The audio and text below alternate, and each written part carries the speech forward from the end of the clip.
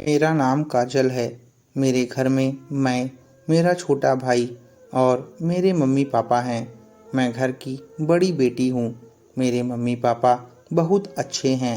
उन्होंने मुझे बहुत सपोर्ट किया। मैंने जितना चाहा मुझे उतना पढ़ाया। मैंने बीएड किया है। हमेशा से मुझे टीचर ही बनना था। मुझे बच्चे अच्छे लगते हैं। परिवार और अपने सपनों के बीच मुझे कभी प्यार में गिरने का समय ही नहीं मिला। मैं शुरू से ही अरेंज मैरिज करना चाहती थी। मम्मी पापा मेरे लिए जो भी लड़का देखेंगे वो अच्छा ही होगा। मुझे पता है वो मेरी हाँ ज़रूर पूछेंगे। मेरी उम्र 23 साल है। अब मम्मी पापा ने मेरी शादी की तैयारियां तेज कर दी हैं। एक लड़का इस रविवार मुझे देखने आने वाला है। लड़के की तस्वीर उसके पहले आ गई है। पापा पहले लड़के की खोज खबर अच्छे से निकलवा लेते हैं, फिर ही मुझे किसी की तस्वीर दिखाते हैं। आज रविवार भी आ गया। मुझे लगा शायद वो भी रिजेक्ट हो गया होगा, इसलिए अभी तक मुझे लड़का दिखाया नहीं गया। मैं सोकर उठी तो मम्मी मेरे कमरे में आईं। बोली, बेटा लड़के वाले आने वाले हैं, तुम तैयार हो जाओ। बहुत ही शॉर्ट नोटिस में मुझे तैयार होने को बोला। लड़के वाले आ गए। मैं अभी भी किचन में हूँ। नाश्ते और चाय की प्लेट जमा रही हूँ। बाहर से मुझे बात करने की आवाज़ें सुनाई दे रही थीं। कुछ ही मिनटों बाद मम्मी की आवाज़ आई। मैं बाहर ट्रे लेकर गई। ट्रे रखकर मैंने सबसे पहले उसकी मम्मी और पापा को नमस्ते किया। फिर मैंने उसकी तरफ देखा। सच बोलूं तो लड़का बहुत स्मार्ट था। सिंपल शर्ट और जीन्स में आया था। चेहरे पर एक मासूमियत थी। मैंने तो मन ही मन में हाँ कर दी थी। पर मेरी हाँ से क्या होता है, उसे भी मैं पसंद आनी चाहिए तो बात बनती। फिर घर वालों ने बोला कि बेटा अकेले में कुछ बात करनी हो तो कर लो। उसने मना कर दिया। फिर भी घर वालों ने हमें अकेले में भेज दिया। वो बिल्कुल चुप रहा। मुझे लगा शायद मैं उसे पसंद नहीं हूँ, इसलिए बात नहीं कर रहा है। फिर मैंने ही चुप्पी तोड़ दी और पूछा, आप क्या करते हैं? उसने कहा, मैं प्रॉपर्टी के एक ऑफिस में सीनियर हेड की पोस्ट पर हूँ। फिर धीरे धीरे वो अपने बारे में बताने लगा। कुछ देर हमारी बात हुई। फिर बाहर से मम्मी की आवाज़ आ गई। बड़ों में सारी बात हुई और रिश्ता तय हो गया। उसके घर वाले जल्द ही शादी करना चाहते थे। पिताजी ने अपनी खोज कर ली थी, इसलिए शादी 1 महीना बाद तय हो गई। इस दौरान मैंने अंकुर का नंबर लेकर उससे बात करनी चाहिए। मुझे लगा कि वो थोड़े शर्मीले हैं, इसलिए मैंने ही पहल की। करीब 1 महीने हम लोगों में बहुत बात हुई और प्यार वाली फीलिंग क्या होती है यह मुझे पता चल गया।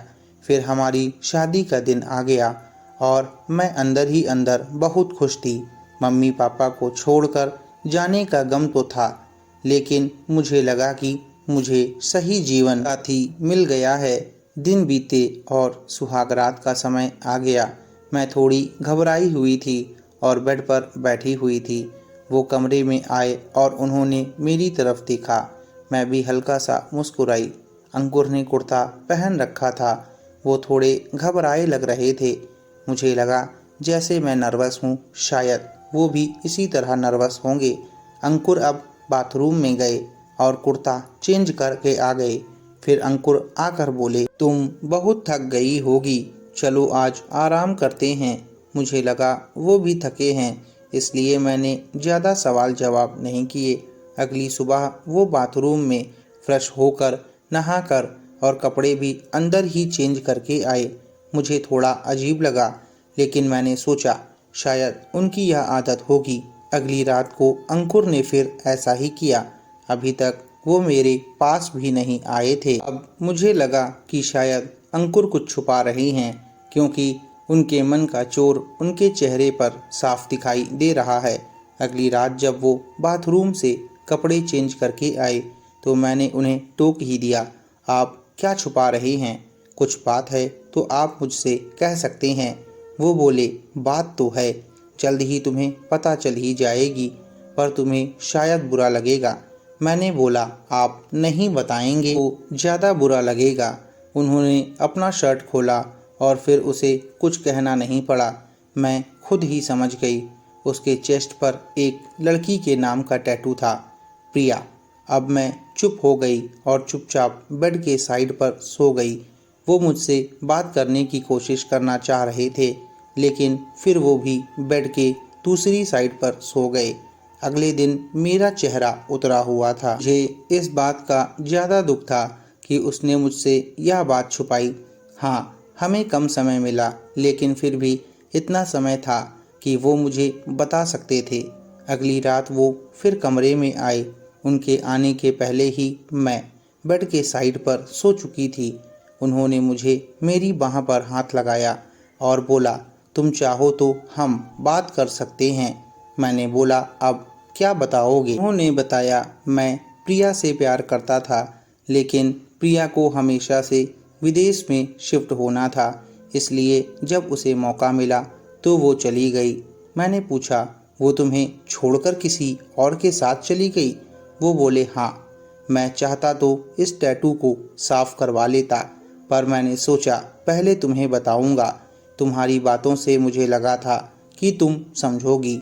फिर इतना कहकर वो चुप हो गए। मैंने कहा, आप मुझे शादी के पहले भी बता सकते थे।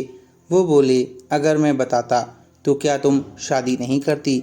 और अगर अब भी तुम जाना चाहो तो जा सकती हो। मैं वही करूँगा जो तुम्हें अच्छा लगे।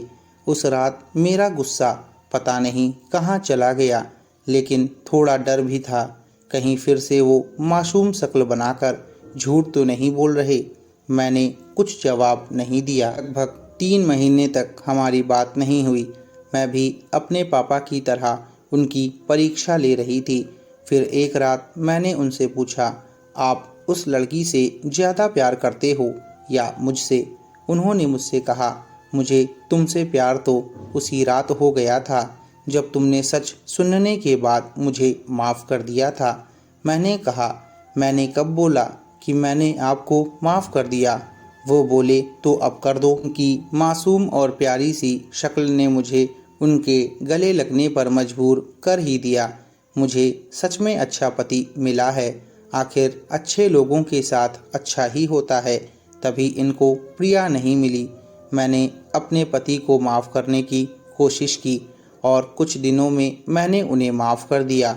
वो बहुत ही प्यारे हैं। मेरे जीवन में अब किसी चीज़ की कमी नहीं थी। मेरे पति मेरा बहुत ख्याल रखते थे। बहुत जल्द हम एक दूसरे के करीब आ गए और अपनी शादी के बाद के मिस किए हुए पलों को जीना शुरू कर दिया। मेरी ज़िंदगी बहुत खुशनुमा चल रही थी। मुझे जैसा पति चाहिए था, भगवान ने मुझे वैसा ही पति दिया था।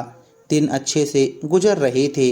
अब मेरी शादी को लगभग 6 महीने बीत गए, पर मुझे इस बात का अंदाज़ा नहीं था कि एकाएक एक दिन मेरी ज़िंदगी में ऐसा भयंकर तूफान आ जाएगा।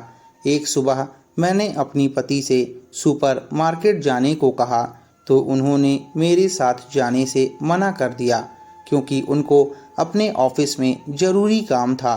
वो मुझे सुपरमार्केट छोड़कर चले गए। मैं भी अंदर खरीदारी करने चली गई। चूँकि मैं अकेले गई थी, इसलिए अपने ही ख्यालों में खोए हुए शॉपिंग कर रही थी। अचानक मैं एक लड़की से टकरा गई। जब उस लड़की ने मुझे देखा तो मुझे मेरे नाम से पुकारा। मैंने उससे पूछा, तुम मुझे कैसे जानती हो? वो बोली, तुम अंकुर की पत्नी हो। मैंने हाँ में जवाब दिया, पर अभी तक मैं हैरान थी कि आखिर ये मुझे कैसे जानती है। मेरे पूछने पर उसने अपना नाम प्रिया बताया। उसका असली नाम प्रिया कुंतल था। उसने कहा, मैं अंकुर की पहली गर्लफ्रेंड हूँ। क्या अंकुर ने तुम्हें कुछ नहीं बताया? उसकी ऐसी बातों को सुनकर मैं हैरान थी। आखिर अंकुर ने मुझसे क्या छिपाया है? मैंने प्रिया से बात करने की कोशिश की। शायद उस दिन प्रिया भी मुझसे बात ही करने आई थी, पर अंकुर ने तो बताया था कि वो विदेश में रहती है। अब मेरे दिमाग में हजारों सवाल उठने लगे। हम लोग एक कॉफ़ी शॉप में बैठे और तब बात शुरू हुई। मैंने प्रिया से पूछा कि तुमने अंकुर को क्यों छोड़ा? तुम्हारी पहली मुलाकात कब हुई थी? अभी तुम कहाँ हो? एक एक करके मैंने कई सवाल कर दिए। उसने बताया वो अंकुर से उसके ऑफिस के बाहर मिली थी। वो और अंकुर एक ही बिल्डिंग के अलग अलग ऑफिस में काम करते थे। एक दिन दोनों की मुलाकात लिफ्ट में हुई और तब से सारी बातें और मुलाकातें शुरू हो गईं। देखते ही देखते हम दोनों में प्यार हो गया। अंकुर और मैं एक दूसरे से शादी करना चाहते थे। हम लोगों ने अपने घर में बिना बताए शादी भी कर ली और हम लोगों की ज़िंदगी अच्छी चल रही थी कि अचानक एक दिन मेरी तबीयत खराब हुई और जब मैंने डॉक्टर को दिखाया तो उन्होंने मुझे कभी न ठीक होने वाला एक गंभीर रोग बताया। जब मैंने इस बात की तह तक जाने को सोचा तो पता चला कि ये रोग मुझे अंकुर से आया है। अंकुर का एक दोस्त है, वो उसके साथ कहीं गलत जगह जाता था जहाँ से उसे ये रोग हो गया और उसी के माध्यम से मुझे भी ये रोग हो गया। इस बात से हमारी और अंकुर की काफ़ी ज़्यादा लड़ाई होती थी और एक दिन मैंने अंकुर को छोड़ने का फैसला कर लिया। कुछ समय बाद हम लोग अलग हो गए। प्रिया की ये सारी बातें सुनकर मुझे तो अंकुर पर यकीन ही नहीं हो रहा था कि वो इतनी बड़ी बात मुझसे छिपा सकते हैं। प्रिया ने कहा कि अब उसके पास कुछ ही महीने बचे हैं, इसलिए उसने मिलकर मुझे ये सब बातें बताई हैं। मैं बहुत दुखी थी और अपने घर आ गई। आज का दिन मेरे लिए बहुत बुरा था। शाम को जब अंकुर घर आए तो मैं अपने कमरे में थी। उन्होंने मुझसे पूछा कि मेरी शॉपिंग कैसी गई।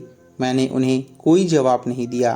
तब वो मेरे पास आए और उन्होंने मुझसे पूछा क्या हुआ। मैंने आज प्रिया से हुई मुलाकात के बारे में सब बता दिया। उन्होंने हंसते हुए जवाब दिया, अरे यार, वो प्रिया नहीं थी, वो तो मेरे कॉलेज की एक दोस्त थी। मैंने उनसे पूछा आपको कैसे पता। उन्होंने बताया कि उसने मुझसे शर्त लगाई थी कि एक दिन मैं तुम्हारी पुरानी गर्लफ्रेंड बनकर तुम्हारी बीवी को उल्लू बनाऊंगी। और रही बात पहचानने की, तो वो हमारी शादी में आई थी। शायद तुमने ध्यान नहीं दिया हो। अंकुर ने वो झूठ बहुत ही तरीके से बोला जिसे मैं मान गई।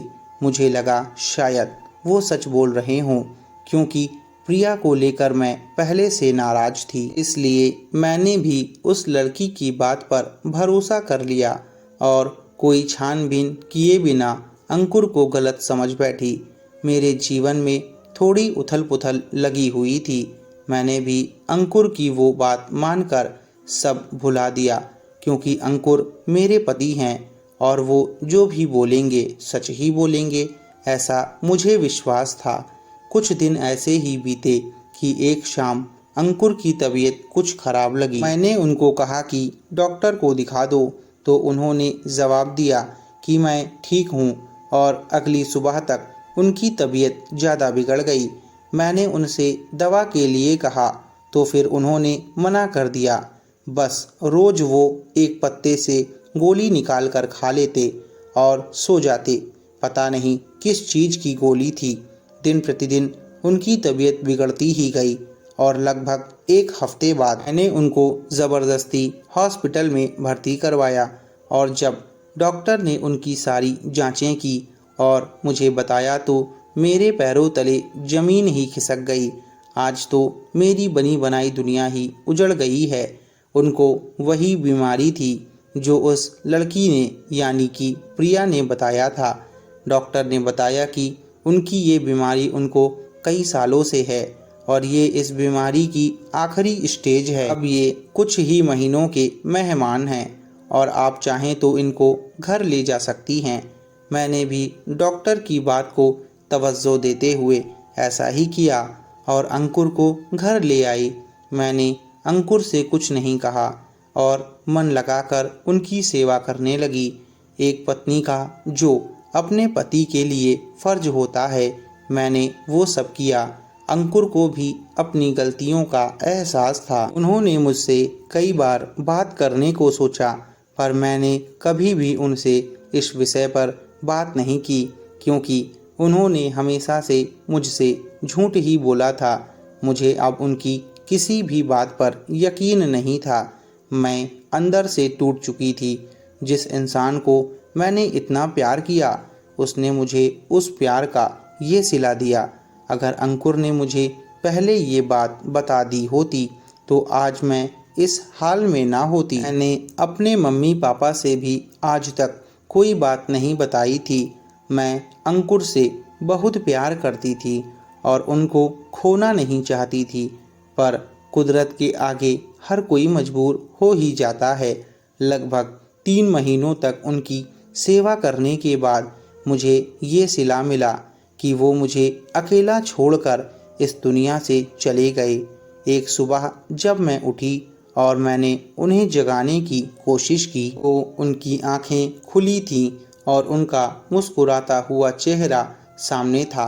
मुझे लगा कि वो मुझे एकटक निहार रहे हैं, पर जब मैंने उन्हें हिलाया तो पता चला कि अब वो नहीं रहे। आज मेरी मांग का सिंदूर और गले का मंगलसूत्र सिर्फ उनकी परछाई बनकर रह गया। मेरा दिल हजारों टुकड़ों में टूट गया। उनके जाने के बाद मुझे ऐसा लगने लगा जैसे मेरी दुनिया में अब कोई रस नहीं बचा। मैं इस दुनिया में बहुत अकेली हो गई और कई सारे सवाल जिनके जवाब अंकुर देना चाहते थे वो भी उनके साथ ही चले गए। बहुत समय तक यूं ही अपने को कमरे में बंद रखने के बाद, दुनिया से बेरुख होने के बाद, मेरे मम्मी पापा ने समझाने पर मैंने एक स्कूल ज्वाइन किया। मैं बचपन से ही एक टीचर बनना चाहती थी और अंकुर के जाने के बाद मैंने स्कूल में पढ़ाना शुरू किया। दोस्तों, ये थी हमारी आज की कहानी। आशा करता हूँ कि आपको ये कहानी पसंद आई होगी। अगर आपको ये कहानी पसंद आई हो तो प्लीज़ हमारे चैनल को अभी सब्सक्राइब करें और नोटिफिकेशन पाने के लिए बेल आइकन को ज़रूर दबाएं। मिलते हैं फिर एक नई कहानी के साथ। तब तक अपना और अपनों का ख्याल रखें।